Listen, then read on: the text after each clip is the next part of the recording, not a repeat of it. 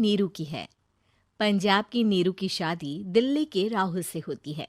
दिल्ली कितना बड़ा शहर है ना, लेकिन आप लोगों का घर तो बहुत छोटा है। हमारे पंजाब में तो ये बड़े बड़े घर होते हैं कि मजा ही आ जाता है। कोई बात नहीं नीरू, मैं भी तुम्हारे लिए बहुत बड़ा मकान बनाऊंगा, बहुत जल्दी। नीरू के पिता जहां पंजाब के जाने माने व्यापारी थे, वहीं उसका पति राहुल दिल्ली में एक सिंपल नौकरी करता था।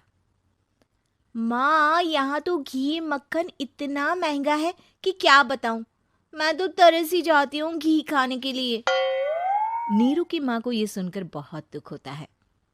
मेरी बेटी को घी नसीब नहीं हो रहा है और ये बहू यहाँ बैठकर घी में शक्कर डाल रही है। देख वनिता, मैं साफ कह रही हूँ, इससे घर में जितना घी आएगा उतना ही मेरी बेटी के घर दिल्ली भी जाएगा। अरे, ये क्या बात होती है माँ जी? बेटी का उतना ही करो। वनिता ठीक बोल रही है। कल को वो बड़ा होकर इसी घर का हिस्सा मांगेगा तो हम क्या करेंगे? माँ कहती भी तो क्या, वो चुप रह जाती है। वहीं नीरू का पहला पति कहता है, माँ, अगर आज भी वो वापस आ जाए तो मैं उसे माफ कर दूंगा। बेटा, गरीबी चीज ही ऐसी है, क्या करेगा। तू तो अब मयंक का सोच। वो बेचारा तो बिना माँ का हो गया। मयंक के खातिर तू दूसरी शादी कर ले बेटा। लोगों के लाख समझाने के बाद नीरू के पहले पति की शादी रिद्धि से हो जाती है, जिसके पहले पति से 2 बच्चे होते हैं। देखो जी, मैंने शादी सिर्फ बच्चे के खातिर की है। मैंने भी शादी सिर्फ बच्चों के खातिर की है।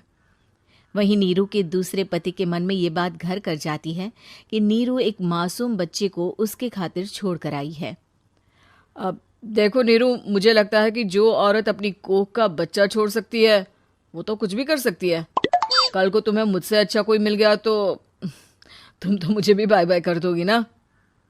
नीरू को अब उसका दूसरा पति ताने देना शुरू कर देता है। तंग आकर नीरू उसके यहाँ से भागकर अपने पहले पति के पास चली जाती है, लेकिन ससुराल में क्या लेने आई है नीरू, मयंक को? नहीं नहीं सासू माँ, मुझसे गलती हो गई, मुझे माफ कर दीजिए।